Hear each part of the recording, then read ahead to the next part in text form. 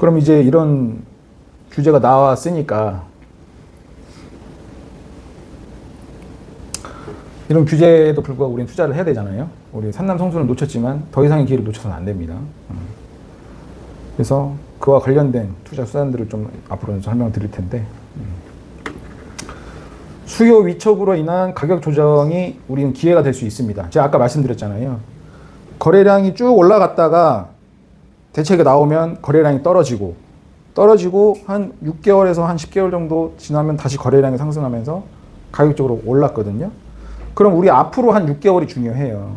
지금 심리가 굉장히 얼어붙었기 때문에 가격 조정은 불가피합니다.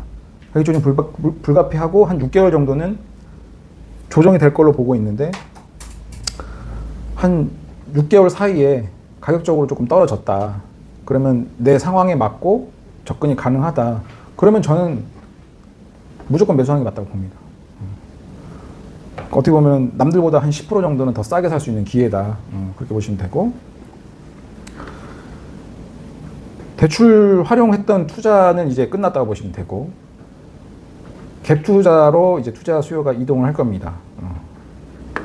그리고 대출 6억을 활용한 몬테크 여전히 유효할 거고, 그러니까 이제 대출 6억을 받으면 무조건 실거주를 하셔야 되니까, 그럼 최상급지를 제외한 상급지 위주의 실거주도 가능한 재건축 아파트를 조금 보시는 거 어떨까. 그리고 초기 단계, 그러니까 갭 투자를 할 거면 초기 단계, 왜냐면 대출이 있으면은 계속해서 이제 이자도 생기고 매월 감안을 해야 되는데, 초기 단계 같은 경우는 가격도 저렴할 뿐더러 그냥 내가 묻어두고 대출 안 받고 그냥 시간에 이제 그냥 태운다, 이런 느낌으로 초기 단계 정비사업 같은 거 장기로 보는 거 굉장히 유효할 것 같다. 실제로 지금 한남 성수는 거래가 안 되고 있거든요. 지금 거래되는 데 어딘지 아세요? 자양사동, 공덕 8 이런 데. 조금 이제 한남 성수는 아니지만 인접해 있는 상급지들, 그리고 초기 단계 이런 것들이 좀 거래가 되고 있습니다. 그리고 무서운 거는 규제 나오고 한 달 지났잖아요. 이거 나중에 설명해 드릴게요. 수도권 하급지는 이제 회복도 못 했는데 이제 수요 심리는 더 위축될 겁니다. 그래서 이제 하급지를 가지 말라는 거예요. 이제 뭐 대표적으로 상계 이런 데 있잖아요. 상계 뭐 회복도 못 했는데 대책이 또 나와 버리니까 거긴 또 수요 심리 위축되고 가격 더 떨어지고 이런 상황이 오기 때문에 하급지는 절대 하면 안 됩니다. 이런 데는 사실 이런 규제 없더라도 대출 6억만 받아도 어마무시하게 다 접근이 가능하던 물건들이었거든요. 거기는 사실 영향이 거의 없다. 오히려 심리 위축으로 수요만 이제 더 줄어들고 가격적으로 더 조정이 올 것이다. 고소득의 대출 투자 수요에서 갭 투자 수요로 이동을 할 거고, 최상급지에서 상급지로 이제 투자 수요가 이동을 할 거고, 10억에서 15억대 재건축 앞둔 단지들이 괜찮을 것이다. 입지가 좋아야 됩니다. 갭 투자를 하시거나 대출 6억 받아서 몬테크. 하락 영향을 덜 받고 대출 없이 오래 끌고 갈 수 있는 초기 단계 재건축 그리고 재개발 갭 투자가 수혜를 받을 것으로 예상을 합니다. 그러니까 제가 아까 말씀드렸죠. 12, 16 대책 나오고 나서 15억 이상, 9억 이상 대출이 안 되니까, 그러니까 9억 이상 이제 LTV 줄어들고 15억 이상 대출이 안 되니까 그 대책 이후에는 9억, 15억에 맞춰서 거래가 됐다고. 그게 거래량이 계속 늘어났다고. 그러니까 지금도 대출 6억까지밖에 안 되고, 그러면 6억만 받아도 가능한 지역들을 보시면 되는 거예요. 거기 지역들이 이제 거래량이 늘어날 거고 가격적으로 올라갈 거기 때문에 그런 데를 보시면 됩니다. 근데 저는 이런 시장일수록 초기 단계 재개발, 재건축 보시는 게 굉장히 유효하다. 부동산 시장이 막 좋을 때는 이제 신축 아파트 가격이 많이 비싸고 분양가도 많이 비싸고 청약도 엄청나게 잘 되고, 그래서 신축 아파트가 올라가면 그 주변에 있는 재개발 단지들도 그 신축 아파트에 맞춰서 가격이 올라가잖아요.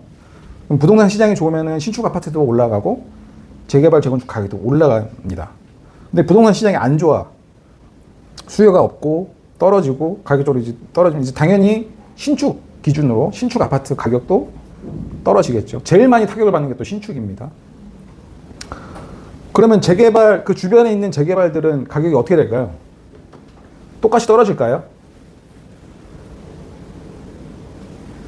제 경험상 떨어지는 건 맞아요. 떨어지는 건 맞는데 이게 재개발도 단계가 있잖아요. 단계에 따라 다 달라지더라. 신축에 근접해 있는 재개발 같은 거, 뭐 지금 예를 들면 뭐 레미안 원트리니디 그 반포 3주구 그리고 뭐 잠레아, 잠르 이런데 거의 신축 다 됐잖아요. 이런 데는 당연히 영향이 있고 가격적으로 이제 조정이 올 겁니다. 근데 그에 반해서 단계가 거의 진행이 안 된 것들, 이제 시작하는 것들, 이제 막 정비구역 지정되고 이제 뭐 신통으로 선정됐다든지 이제 시작하는 데들은 사실 올라간 것도 거의 미미하지만 가격적으로 영향이 없더라. 왜냐면은 요걸 좀 통해서 설명을 드리면 부동산 시장이 좋았어요. 그러면 신축 가격이 쭉쭉 올라가잖아요. 그러면 재개발 아파트는 이 신축 가격이 쭉쭉 주변에 신축 가격이 올라가기 때문에 이 수익 구간이 커지는 거고, 부동산 시장이 안 좋았어. 그러면 신축 가격이 쭉쭉 내려올 겁니다. 내려오면은 얘를 기준으로 얘 기준 밑으로 내려오지 않는 이상 얘가 떨어질 리가 만무하죠. 그러니까 메커니즘적으로 봤을 때는 이런데 수요라는 그 수요 심리에 영향을 미치기 때문에 거래가 없고 호가가 매물이 쌓이고 호가가 낮아져서 가격이 내려가는 경우는 있을 수 있지만 이 신축 가격이 내려감으로 인해서 직접적으로 영향을 받지 않는다 이 얘기를 하고 싶은 거고, 이 신축 가격이 그러니까 지금 얘가 아파트가 거의 다 왔어. 그러면 요게 떨어지면 당연히 영향을 받겠지만 초기 단계야. 이제 시작이야. 이제 정비구역 지정됐고 뭐 이제 조합 설립이 됐어. 그러면 얘가 신축 따라가려면 한참 가격이 남았기 때문에 이 부동산 시장이 하락해가지고 이 가격이 내려온다 하더라도 이만큼의 갭이 아직 남아있기 때문에 영향이 제한적이다. 그래서 시장이 안 좋으면 안 좋을수록 초기 단계 요런 거 가격도 얼마 안 들어가고 이제 대출 부담 없이 그냥 갭으로 이렇게 들어가는 거 굉장히 유효합니다. 그래서 나중에 시장이 바뀌어가지고 이 신축가격이 쭉쭉 올라가. 그러면은 우리는 정말 좋은 지역에 좋은 상품이 될 것들을 굉장히 저렴하게 이제 접근할 수 있다는 거죠. 그래서 시장이 안 좋으면 안 좋을수록 초기 단계 재개발 재건축을 많이 노리셔야 됩니다. 재개발 투자는 시간에 투자하는 장기 투자 상품이기 때문에 장기적으로 보셔야 됩니다. 지금 이게 지역별 매매 평균 가격입니다. 아파트고 이건 서울 기준이에요. 그래서 도심권, 동부권, 동남권, 서부권, 서남권 이렇게 해서 나와 있는데 이 빨간 줄이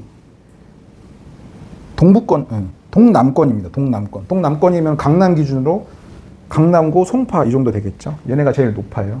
지금 이거 데이터가 2006년 데이터부터 쭉 나와 있으니까 아까도 말씀드렸지만 중간중간 조정은 있지만 장기적으로 봤을 때 계속해서 우상향을 했다. 그래서 우리는 그러니까 이거는 이제 권역별로 나눠 놓은 거지만 예를 들어 구로 나눴다 치면